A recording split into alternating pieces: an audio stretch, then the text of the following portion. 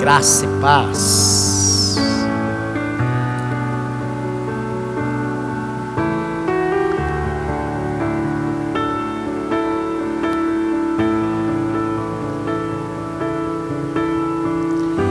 Graça e paz, família Nova Aliança. Que o Senhor esteja com cada um de vocês, aonde quer que você esteja nos vendo.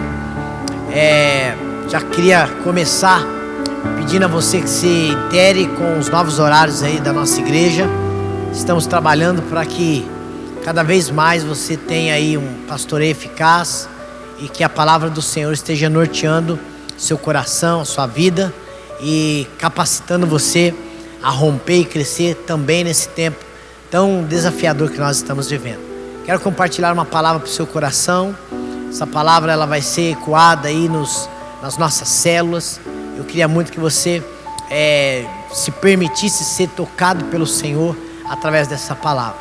O tema dessa palavra é: não perca o temor a Deus. Para isso, abra sua Bíblia comigo no livro de Atos, capítulo 5, versículo 11, que nós vamos ler diante do Senhor. Atos dos Apóstolos, capítulo 5, versículo 11.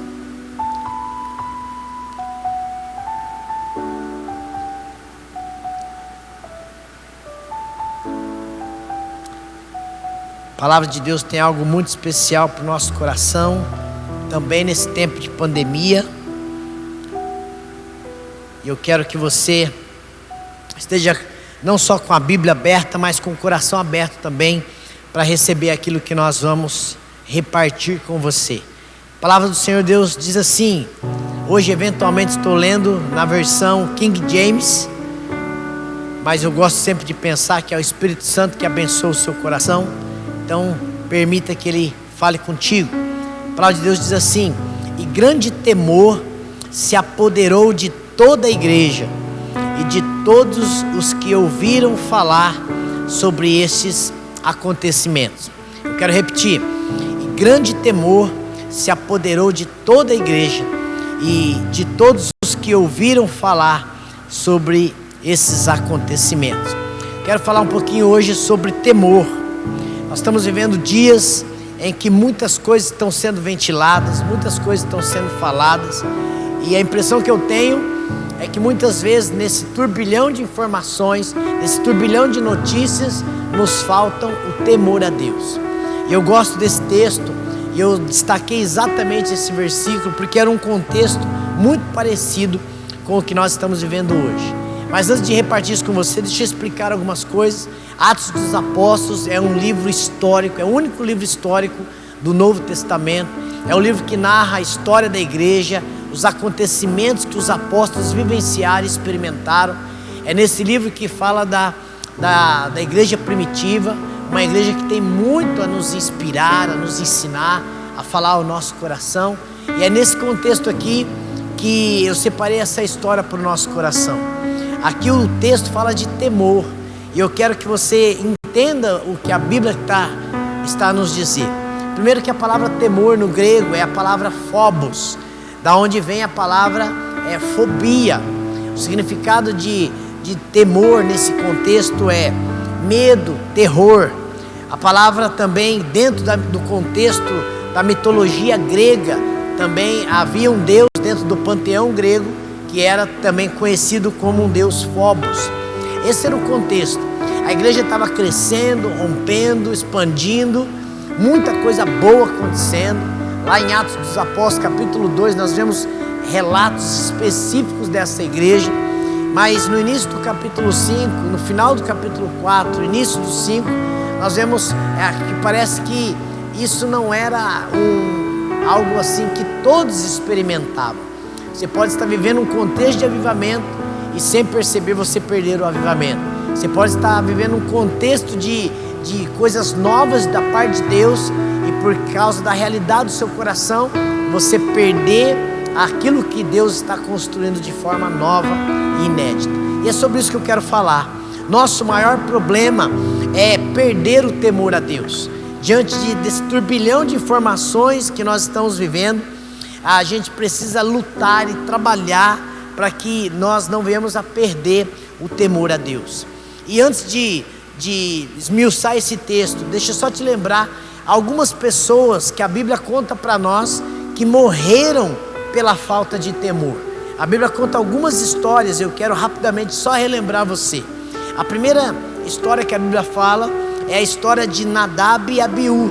Está registrado lá em Levítico capítulo 10, versículos 1 e 2. Pessoas que faziam parte da família de Moisés e por causa da irreverência, da falta de temor a Deus, Deus ele pune essas pessoas e o preço foi a própria vida. A Bíblia fala também de Corá, né, e os rebeldes. Está registrado em Números 16, de 1 a 35, quando Deus ele pune aqueles rebeldes, aqueles contradizentes ao homem de Deus e o instrumento que Deus levantou para abençoar o povo, e a terra abre a sua boca e de uma forma sobrenatural engole aqueles contradizentes. A Bíblia fala também de Uzá, né? Segundo Samuel capítulo 6, de 1 a 8, conta essa história.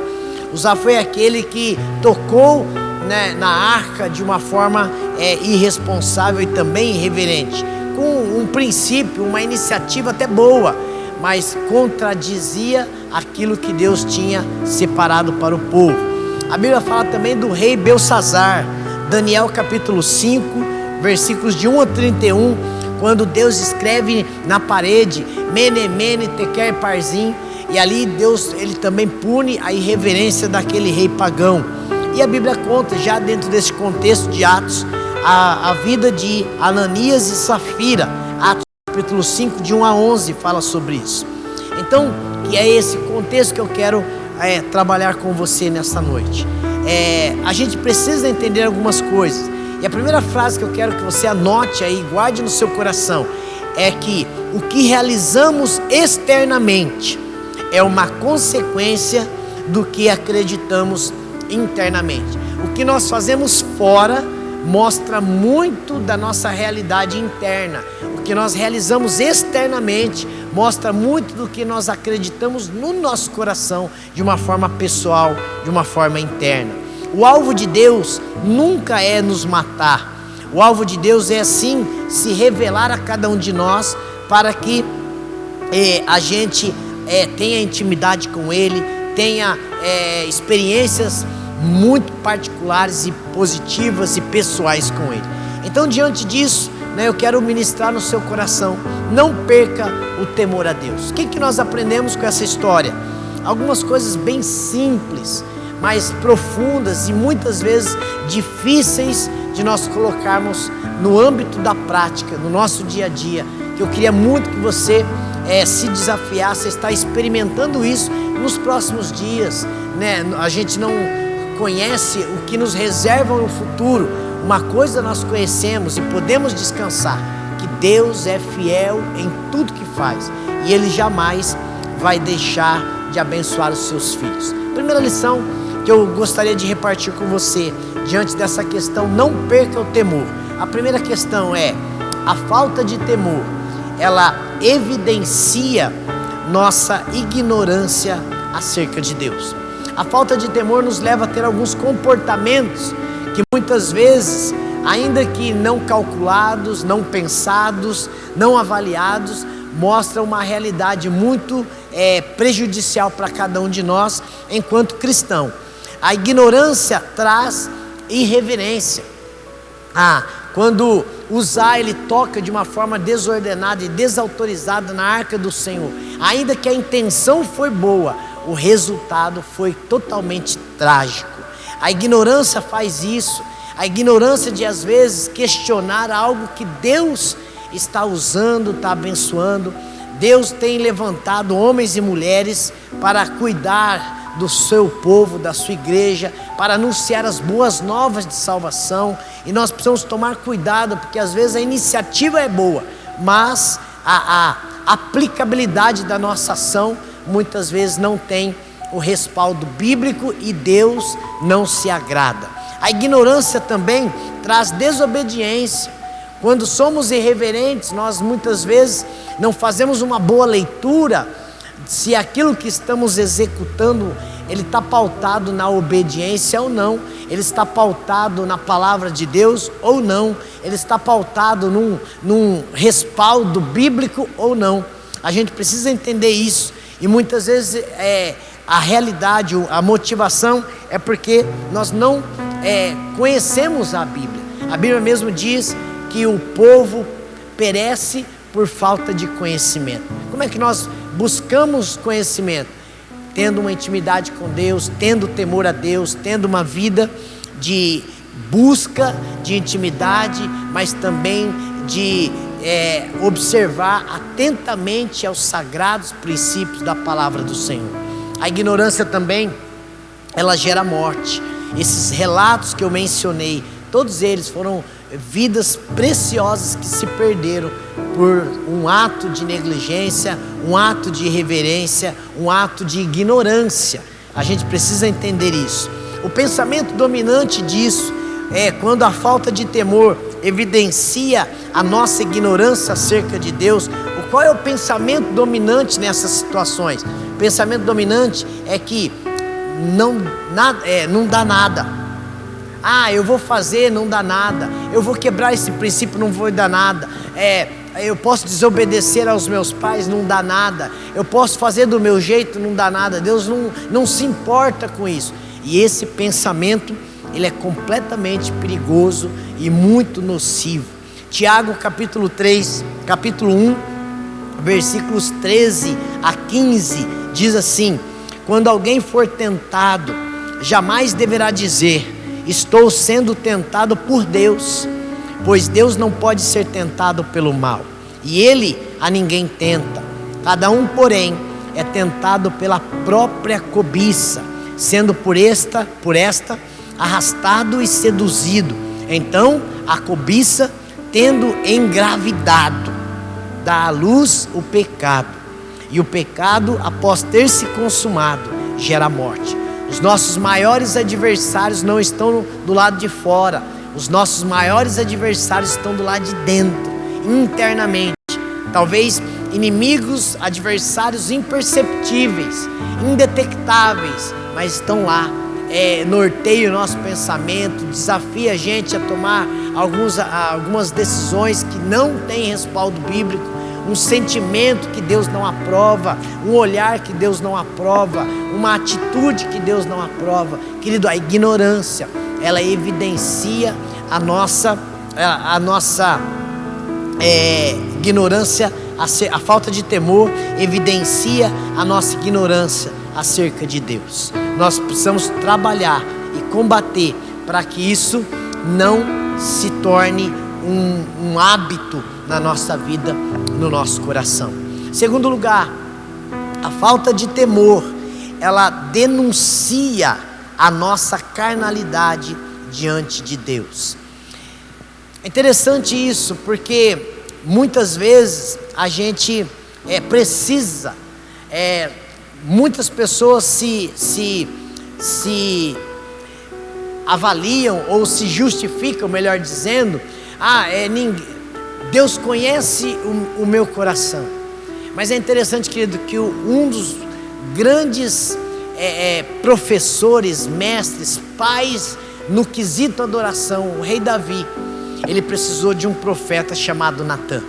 Ele poderia ter avaliado antes sozinho, ele poderia ter caído em si sozinho, mas muitas vezes a voz de fora, ela é muito mais poderosa para nos chamar a atenção e nos trazer de volta ao centro da vontade de Deus do que a voz interna. Nós misturamos sentimento, nós misturamos pensamento, nós misturamos vozes, tem muitas vozes dentro de nós. Nós não sabemos qual é a nossa voz, nós não sabemos qual é a voz do inimigo, nós fazemos uma bagunça geral e muitas vezes nós alimentamos a falta de temor, e a falta de temor denuncia a nossa carnalidade diante de Deus. A carnalidade que habita dentro de nós, o mal que está dentro de nós, ele cria atalhos e artificialidades. É interessante, queridos, que a gente precisa lembrar todos os dias, que ninguém está livre de cair, de pecar, de errar. É a própria Bíblia quem diz também aquele que está em pé, cuide para que não caia. Por quê? Porque quando caímos, nós acrescentamos à queda vergonha, dor, sofrimento, ressentimento, tantas realidades que, somada à nossa carnalidade, vai nos levar para longe do Senhor.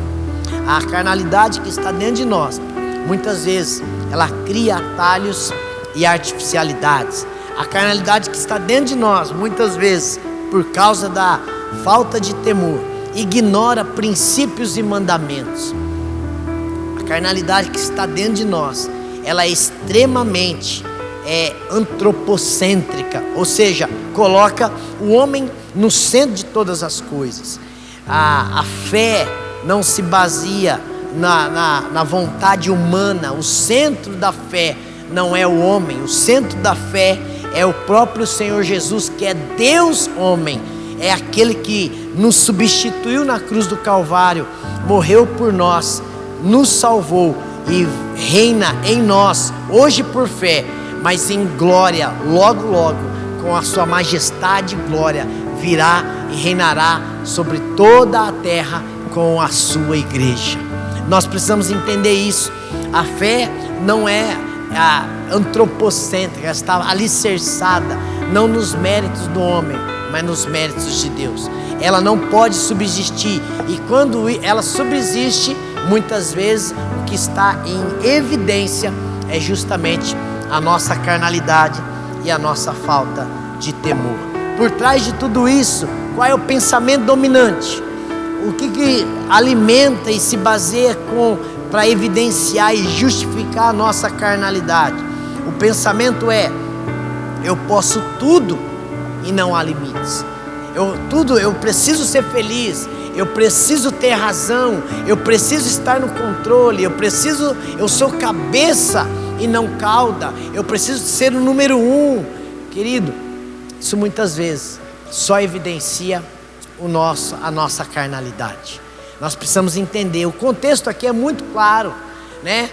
Quando Ananias e Safira observam o homem de Deus, né? Barnabé, ele era não fruto do movimento, do momento, da liturgia, do modismo, não. Barnabé era fruto do mover de Deus. E quando o mover de Deus move a gente, tudo faz sentido. Agora, num coração em que não é fruto do mover de Deus, você precisa de subterfúgios, você precisa de incentivo, você precisa estar no centro para poder fazer as coisas. E quando Ananias e Safira olham a atitude de Barnabé, eles decidem copiar, eles decidem artificializar, eles decidem fazer do jeito deles, sem observar os princípios bíblicos. É interessante a pergunta de Pedro. Pedro fala assim: olha, o terreno não era teu, o dinheiro não estava em teu poder, por que vocês intentaram essa falta de temor ao Senhor? E é nesse contexto que tanto a vida de Ananias quanto a vida de Safira, ela foi punida diante de Deus e eles foram mortos. Por uma diferença de talvez 3 horas, né? Um e o outro foi sentenciado pelo próprio Deus. Por quê? Porque a carnalidade tomou forma, a carnalidade assumiu o controle e eles perderam o temor ao Senhor. Nós precisamos lutar para que isso não aconteça. Barnabé, por sua vez, não. Ele não era fruto do modismo, ele não era fruto do momento, ele era fruto do mover de Deus. Querido, nós podemos fazer coisas certas pela motivação errada. Nós podemos estar no lugar certo e fazer coisas erradas. Outro dia, meditando sobre a palavra, foi algo muito direcionado sobre a questão do jovem rico. O jovem rico, ele representa uma geração que tem a pergunta certa, ele está diante da pessoa certa, mas ele tem um sentimento errado. E quando Jesus ele fala: olha, tudo que você tem, pega, vende, dá aos pobres e vem e me segue, ele não estava de coração disposto a pagar aquele preço. Muitas vezes nós estamos no lugar correto, a igreja, casa de Deus, casa de pão, né? A igreja, lugar de fé. Às vezes a gente está ouvindo uma boa palavra, uma palavra bíblica alicerçada diante dos parâmetros do Senhor, mas às vezes o nosso coração não está disposto a pagar aquele preço. Precisamos ser menos geração jovem rico e precisamos ser mais geração Barnabés. Homens que estão dispostos a abrir mão do controle, abrir mão de posses, abrir mão de coisas, pelo simples fato de colocar tudo aos pés do Senhor Deus. E é interessante que ali não foi literal, ele colocou diante das autoridades constituídas, colocou diante do homem de Deus que estava ali na congregação. Irmãos, nós vivemos épocas, dias em que tudo está sendo questionado, tudo está sendo ressignificado. Uma coisa que nós não podemos negociar ou barganhar é o temor a Deus e a sua palavra.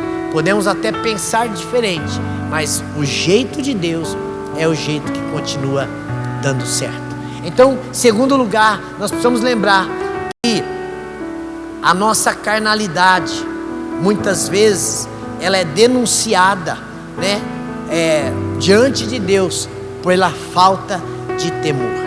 Salmo 130, versículos 3 e 4 diz assim: se tu, soberano Senhor, registrasses os pecados, quem escaparia?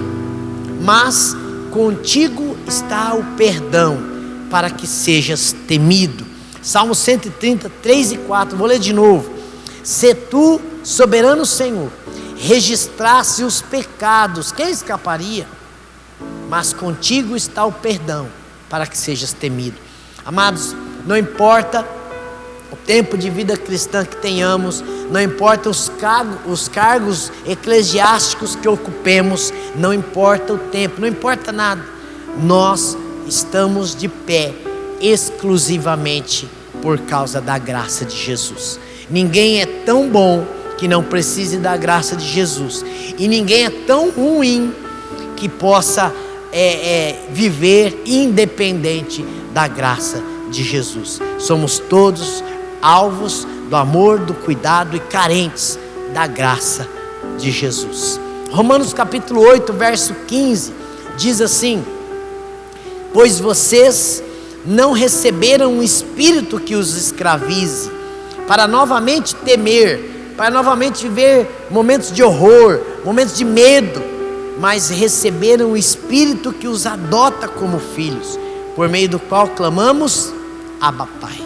Amados, o pensamento, o temor a Deus não deve ser na base do medo, não deve ser na base do desespero ou do horror, deve ser na base da graça. O que sobrava, o que abundava no coração de Barnabé, faltou no coração de Ananias e Safira.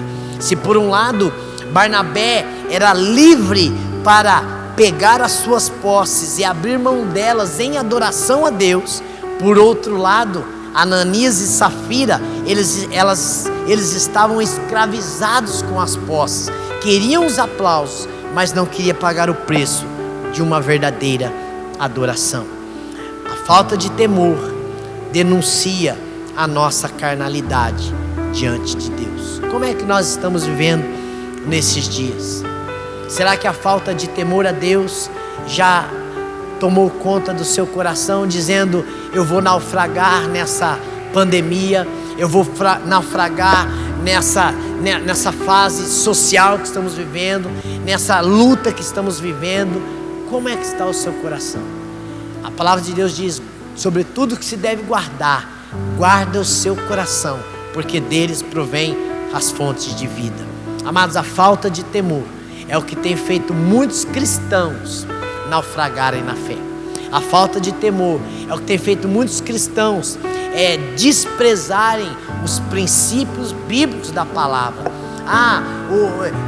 Deus diz e prega e reforça e abençoa o casamento, mas eu não vou viver o casamento não, eu vou viver por contrato, eu vou viver amigado, eu vou viver amaziado, eu vou viver ajuntado. Não importa a terminologia que demos, o jeito que funciona é o jeito de Deus. Família moderna, família atualizada, família, ela pode ser, pode ter a terminologia que quiser. O jeito que funciona é o jeito da vontade de Deus. Hoje nós não estamos transicionando, não temos mais talvez aquele hábito ou cultura de estudar e nos aperfeiçoar somente de forma presencial. Hoje tem novos métodos, novas ferramentas, novos jeitos, ok, mas o que não pode faltar é o temor pela palavra de Deus. Querido, em nome de Jesus, trabalhe, lute para que o temor ao Senhor não falte no seu coração. Nós estamos vivendo dias muito desafiadores, mas muito desafiadores. Deus quer fazer parte. Deus é aquele que promete e aquele que cumpre. A Bíblia diz, olha, eu já fui moço e hoje sou velho. Eu nunca vi um justo mendigar o pão e nem a sua descendência passar necessidade. A Bíblia diz que ainda que passemos pelo vale da sombra da morte, não temeremos mal algum, porque tu estás comigo. O próprio rei Davi expressa, e a gente conhece demais esse texto: o Senhor é o meu pastor, de nada terei falta. O Senhor só é pastor daqueles que se permitem ser ovelhas do Supremo Pastor. E o Supremo Pastor, ele faz as coisas da maneira que lhe agrada. Não deixa a carnalidade aflorar, não deixa a carnalidade te denunciar, não deixa a carnalidade sucumbir à sua fé, mas trabalhe para que o temor a Deus seja algo visível, palpável e real em tudo que você venha fazer daqui por diante. Terceiro lugar, a falta de temor, ela retém o nosso maior potencial em Deus.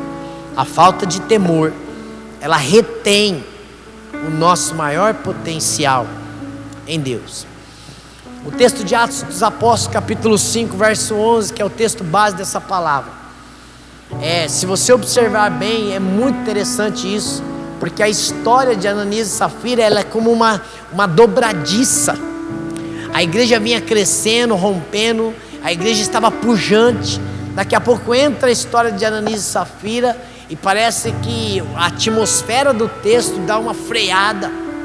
Mas logo na sequência, a partir do verso 12, você vai ver o relato que mais uma vez o temor toma conta da igreja, milagres, sinais, prodígios começam a acontecer e o evangelho continua pujante, continua crescendo, continua rompendo. Por que isso? Porque a gente precisa entender uma coisa, que Deus, ele tem algo muito especial em cada um de nós. Deus, ele vê um potencial onde não existe. Deus continua sendo aquele que traz à existência as coisas que ainda não existem. Mas uma coisa é inegociável, uma coisa não pode faltar: no nosso coração, o temor ao Senhor, o temor à palavra. Nós precisamos voltar a ser aquele povo de fé, aquele povo que anda por fé, aquele povo que vive por fé, aquele povo que exala fé. Pare de contabilizar mortos, pare de contabilizar tragédias, pare de contabilizar denúncias que na grande maioria das vezes é infundada. Comece a abrir a sua boca, usar os seus lábios para profetizar vida de Deus, vida em Deus, vida para Deus. Deus tem algo muito especial na vida da igreja, na vida do homem, da mulher de Deus, que realmente conserva o temor no coração. E a fé, ela produz isso. A fé, ela não sente, a fé sabe. A fé, ela não coloca para baixo, a fé coloca para cima. A fé não faz você ver o que não pode fazer. A fé traz uma dimensão nova daquilo que você nem imaginou, mas você crê que em Deus é possível. Nós precisamos voltar a ser o povo de fé, o povo que realmente conserva o temor no coração. Segundo Crônicas 7,14, é um texto conhecido demais. Deus, ele chama à tona, ele chama a repreensão o seu povo. Querido, não queira consertar lá fora o que você ainda não consertou aqui dentro. Não queira consertar o seu bairro se você ainda não consertou a sua casa. Não queira consertar a sua cidade se você ainda não consertou o seu bairro. Não tem sentido nós queremos mudar as nações se a gente ainda não mudou algo tão simples, que é algo que Deus está plantando dentro do nosso coração. Deus, ele não tem viver com Deus não tem atalhos.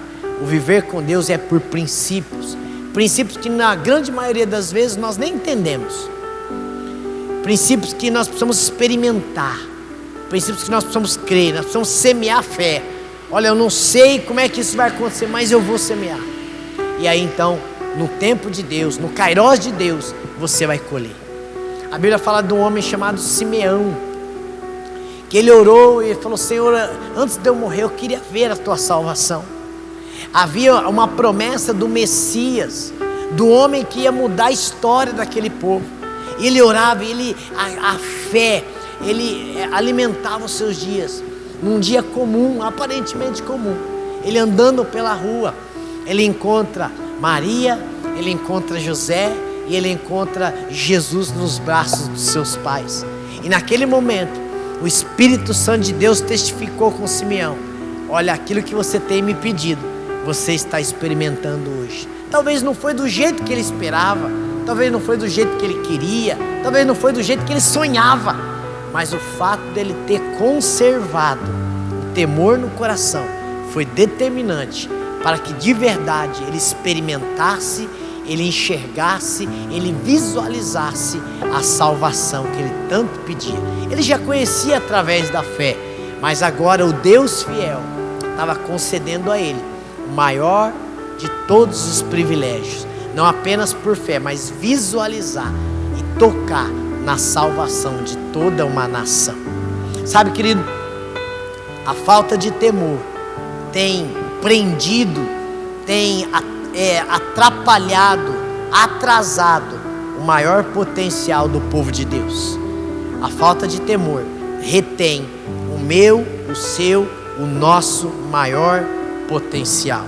E é interessante, e diante disso nós precisamos entender algumas coisas. Primeiro, santo e profano não coabitam. Por mais que estejamos numa era moderna, pós-moderna, ultra tecnológica, o princípio de Deus ainda não mudou. Santo e profano não coabitam. É interessante, mas eu conheço alguém, eu confio em alguém, o caráter provado, o princípio permanece. Essa verdade máxima não é só para casamento, essa verdade é para a sociedade, essa verdade é para negócios. Você precisa separar o santo do profano, porque o princípio do Senhor permanece e prevalece. Uma outra coisa que você precisa entender, que tudo o que a carne produz não satisfaz a Deus. Por mais esplendoroso que foi a ação diante dos homens de Ananias e Safira, aquilo não agradou a Deus. Por mais digno de aplauso foi o que Ananias e Safira produziu por um momento, aquilo não teve a aprovação de Deus. Querido, não se preocupe com os aplausos dos homens, se preocupe com o aplauso do céu sobre a sua ação, sobre a sua vida, sobre o seu ministério. Você precisa entender isso. Tudo o que a carne produz não satisfaz a Deus. Cedo ou tarde vai parar. Gênesis capítulo 11 fala sobre a Torre de Babel. Uma obra esplendorosa, uma obra faraônica, uma obra que chamou a atenção de muita gente. Mas num dado momento, Deus desce, Deus vai conferir, e quando percebe que o fruto daquela obra era insubmissão, desobediência, desobediência àquilo que Deus já tinha dito, Deus então confunde a língua deles, a comunicação deles, e eles são dispersos. Tudo que a carne produz não satisfaz a Deus. E outra coisa que nós precisamos entender dentro desse tópico é que sempre obteremos o fruto da nossa semeadura. O futuro de Ananias e Safira não foi um futuro bom. O futuro de Ananias e Safira foi um futuro drástico, foi um futuro curto, foi um futuro que serviu de aprendizado, sim, mas não um aprendizado positivo. Eles foram o perfeito modelo do que não se deve fazer. É interessante que muitas vezes nós somos exatamente assim, o perfeito modelo do que não se deve fazer. A igreja continua sendo um lugar glorioso para estar. A igreja continua sendo o lugar dos filhos de Deus. A igreja continua sendo um lugar que está de portas abertas para quem quer que seja. A igreja não é lugar de pessoas perfeitas, mas a igreja também precisa ser o lugar de se ensinar, de se viver e de se praticar o temor à palavra de Deus. Interessante que esse texto ele vai dizer que por um tempo, um hiato de tempo, Ananias e Safira tiveram aí o seu glamour, a sua glória, os seus aplausos. Mas talvez o que eles não sabiam, e talvez é o que você não saiba, andar com Deus não é um tiro de 100 metros, não é uma corrida de 100 metros. Não, andar com Jesus é uma maratona. Andar com Jesus ele é algo que precisa começar bem, mas não apenas começar bem, precisa terminar bem. A maioria dos personagens bíblicos, um determinado livro indica que 1/3 dos personagens bíblicos terminaram mal. Começaram bem, mas terminaram mal. Nós temos o exemplo de Saul, nós temos o exemplo de tantas pessoas. E às vezes a nossa preocupação é dar a largada. Mas, querido, mais do que dar a largada, mais do que começar bem, é terminar bem. E para terminar bem, nós precisamos manter o temor no nosso coração. Nós precisamos voltar a ler a Bíblia como criança. Nós precisamos acreditar em tudo aquilo que Deus nos fala no coração. Não importa o que nos custe, quanto tempo vai levar, não importa. Não importa quanto tempo eu vou usufruir, não importa. O importante é que Deus falou, o importante é que Deus cumprirá. A gente precisa entender que há um potencial muito maior. A falta de temor tem roubado isso de cada um de nós, porque a falta de temor retém o nosso maior potencial em Deus. O pensamento por trás de tudo isso é que Deus perdoa tudo e não terá consequências. Isso não é verdade. Isso é uma falácia, isso é uma mentira. A Bíblia diz em Gálatas 6:7, de Deus não se zomba, tudo que o homem plantar ele vai colher. Não há brincadeira no reino de Deus, não há neutralidade no reino de Deus. O que há é a prática do temor a Deus ou o exercício da falta de temor a Deus. Atos capítulo 5, versos 12 a 16, o contexto seguinte desse texto que nós estamos trabalhando, diz assim, o texto termina falando que houve um grande temor sobre a igreja. Como houve esse temor? Por causa da maneira que Deus julgou o caso de Ananias e Safira. E a sequência, versos 12 a 16, diz assim, os apóstolos realizavam muitos sinais e maravilhas entre o povo. Todos os que creram costumavam se reunir no pórtico de Salomão. Dos demais, ninguém ousava juntar-se a eles, embora o povo os tivesse em alta estima, em grande conceito. Em número cada vez maior, homens e mulheres criam no Senhor e lhes eram acrescentados, de modo que o povo também levava os doentes às ruas e os colocava em camas e macas, para que pelo menos a sombra de Pedro se projetasse sobre alguns, enquanto ele passava.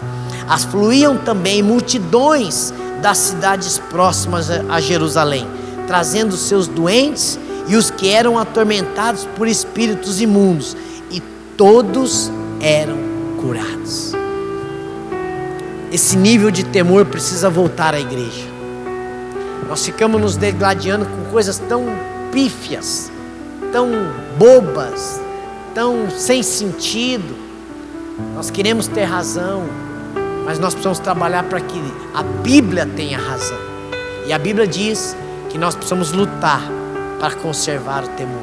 Há uma pergunta que Jesus fez para os seus quando aqui na terra esteve: porventura, quando o Filho do Homem voltar, encontrará a fé na terra? A fé é produto, é fruto do temor a Deus. Se você não crer em Deus, você não vai praticar os seus mandamentos. Se você não crer em Deus, você vai abrir mão dos seus valores, do seu caráter. Cristianismo não é modismo. Cristianismo não é agradar todo mundo. Cristianismo é viver de acordo com o que o Mestre viveu. É andar como Ele andou. A Bíblia também diz, 1 João capítulo 4, verso 18: no amor não há medo. Pelo contrário, o perfeito amor expulsa o medo, porque o medo supõe castigo. Aquele que tem medo não está aperfeiçoado no amor. O amor, ele pressupõe castigo. Nós não podemos funcionar baseado no medo, baseado no castigo. Tem muita gente que vem para a igreja com medo do inferno. Tem muita gente que entrega os seus dízimos, as suas ofertas com medo do devorador. Isso é um pensamento muito pequeno. Nós precisamos adorar, precisamos trabalhar, precisamos fazer as coisas do jeito de Deus, para a glória de Deus, porque nós somos livres e a liberdade que Deus nos dá tira de nós todo o medo. Atos capítulo 1, verso 8 também diz: mas receberão poder, autoridade, quando o Espírito Santo descer sobre vós, e serão minhas testemunhas em Jerusalém, em toda a Judéia, Samaria, até os confins da terra. É o Espírito Santo que nos reveste, é o Espírito Santo que nos capacita, é o Espírito Santo que nos habilita, é o Espírito Santo que faz com que nós, improváveis, sejamos alguma coisa. É o Espírito Santo que nos leva a fazer as coisas do jeito de Deus, para a glória de Deus, de acordo com a vontade de Deus. É o Espírito Santo que traz à memória aquilo que nos traz, que nos dá esperança. Por quê? Porque somos testemunhas. Deus quer que nós sejamos testemunha na nossa rua, na nossa casa, no nosso bairro, na nossa cidade, no nosso estado, na nossa nação. Deus quer nos levar às nações, mas não é quebrando princípios, não é fazendo as coisas do nosso jeito, como fez Ananias e Safira, mas é observando, é praticando, é honrando, é aguardando, é experimentando passo a passo aquilo que Deus tem nos ensinado, porque os mandamentos do Senhor não são pesados. Atos capítulo 6, logo um pouco mais à frente, versículos 6 e 7 diz assim: apresentaram esses homens aos apóstolos, os quais oraram e lhes impuseram as mãos. Assim a palavra de Deus se espalhava, crescia rapidamente o número de discípulos em Jerusalém. Também um grande número de sacerdotes obedecia à fé. Sabe, querido, eu vejo aqui nesse texto de Atos 6 concordância, eu vejo nesse texto aqui envio, eu vejo nesse texto aqui harmonia vinda do próprio Espírito Santo, eu vejo nesse texto aqui unidade, eu vejo nesse texto aqui unção. Não existe várias unções. Se você é de Deus, você precisa crer que é do jeito de Deus. Andar com pessoas é sempre um desafio. Andar com pessoas é sempre mais complicado. Andar com pessoas é sempre, talvez até mais lento.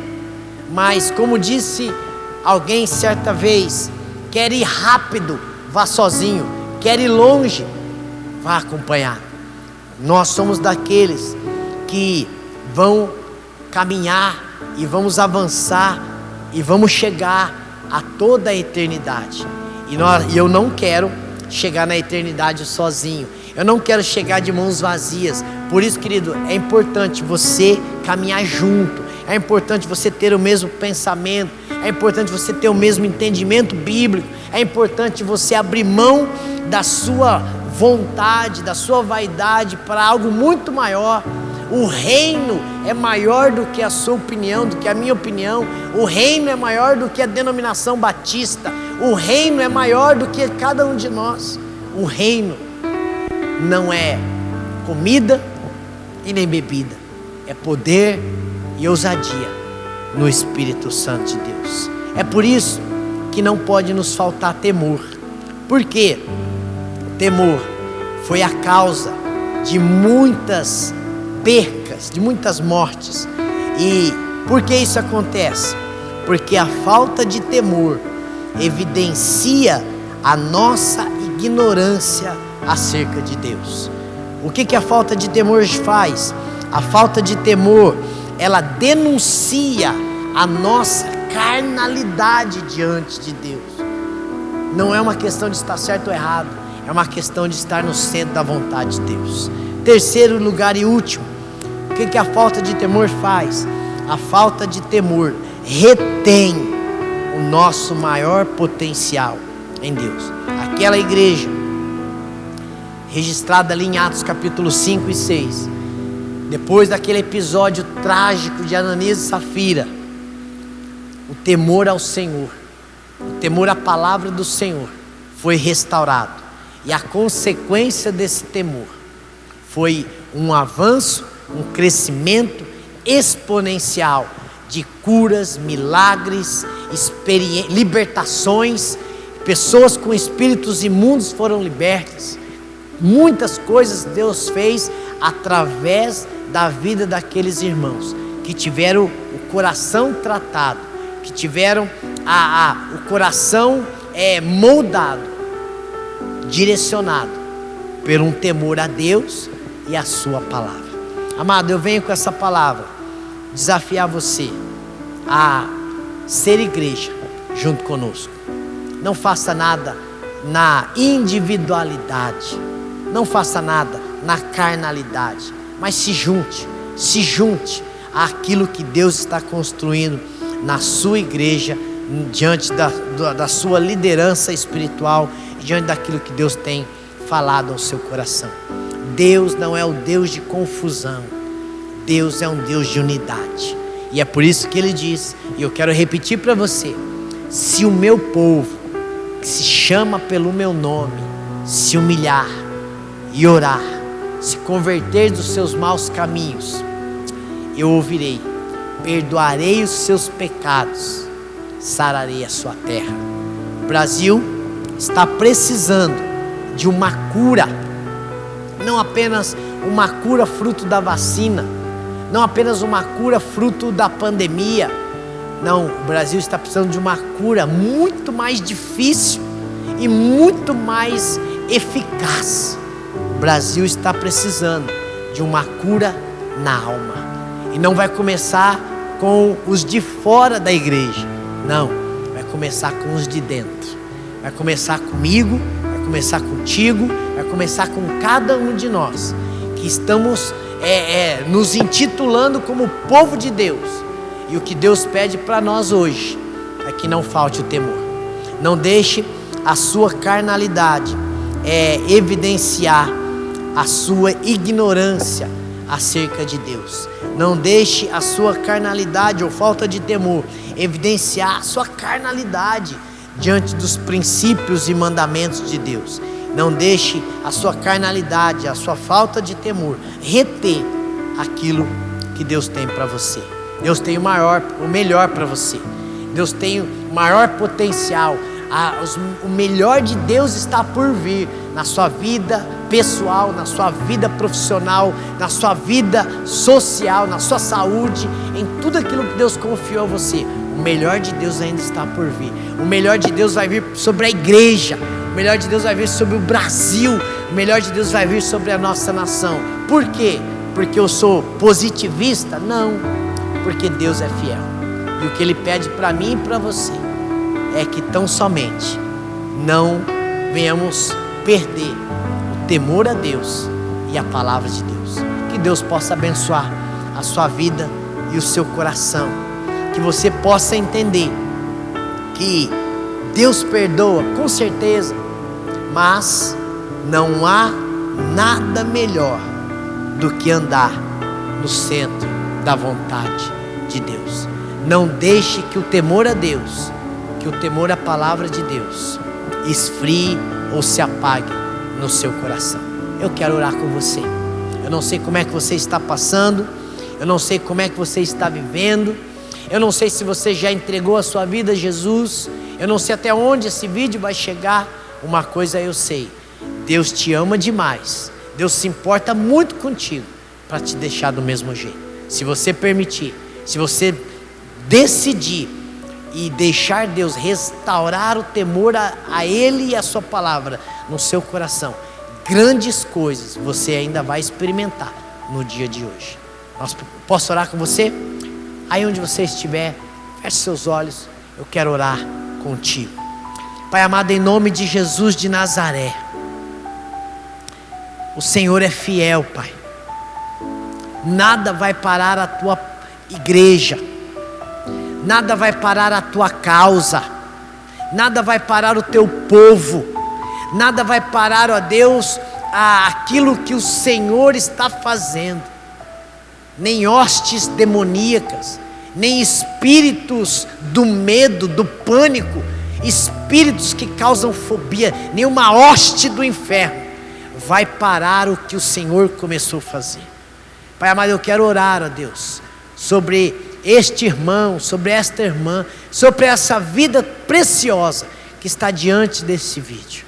Pai amado, eu não sei a sua história, eu não sei, ó Deus, os seus motivos, eu não sei, ó Pai, como ele está vivendo. Uma coisa eu sei, que o Senhor é fiel, é poderoso para fazer muito mais além daquilo que nós pedimos ou pensamos, segundo o teu poder que em nós opera. Pai, abençoa a sua vida, abençoa o seu coração, cura, Senhor. Traga, Deus, uma cura de alma, uma cura nas emoções, uma cura no pensamento, uma cura nos olhos, Pai amado, uma cura nos lábios, assim como o Senhor fizeste com Isaías, ó Pai. Toca, Deus, na iniquidade do teu povo, o teu povo que se chama pelo teu nome. Pai, nós nos humilhamos diante de Ti, nós nos submetemos diante de Ti, naquilo que nós temos pecado, Pai. Perdoa, Senhor. Não permita, Deus, que a falta de temor perdure, mas nos leva, Pai, a um arrependimento de alma, a um quebrantamento de verdade, para que, ó Deus, o Senhor seja real em nós e em tudo que fazemos. O Senhor não abençoa divisões, o Senhor não abençoa rebeliões, o Senhor não abençoa, Deus, julgamentos. Não, Pai, o Senhor abençoa o amor é dívida, é o meu dever, é a minha dívida amar as pessoas, é a dívida desse querido também, mas que possamos fazer isso por opção, por escolha, porque somos livres. Portanto, Deus, se tem algo a ser restaurado, Espírito Santo, traga memória, ajude-nos, ó Pai, a crescer e romper, a viver de acordo com os teus parâmetros, de acordo com os teus decretos, de acordo com os teus princípios, de acordo com os teus mandamentos. Manifesta a cura, Pai, manifesta a salvação, cuida de cada um, onde quer que esse vídeo chegue, que a tua boa mão, que a tua bênção chegue também, trazendo vida de Deus. Nós repreendemos todos síndrome do pânico, nós repreendemos toda a síndrome de desordem, tudo aquilo que tem assolado o povo brasileiro, o povo do estado de São Paulo, o povo da nossa cidade Hortolândia amada, e nós declaramos vida de Deus, vida de Deus. Portanto, Pai, em nome de Jesus, visita, Senhor, manda o teu anjo visitar os hospitais, manda o teu anjo, ó Deus, visitar o teu povo, e, ó Deus, curar-nos, sarar-nos, não apenas a nós, mas como o Senhor prometeu em 2 Crônicas 7,14, sarar também a nossa vida, a nossa casa, a nossa nação. Nós oramos e entregamos a nossa nação diante do Senhor. Abençoa, Deus, os vereadores, os prefeitos, os governadores. Abençoa, Deus, o presidente. Abençoa a tua igreja, os pastores. Pai, traga saúde.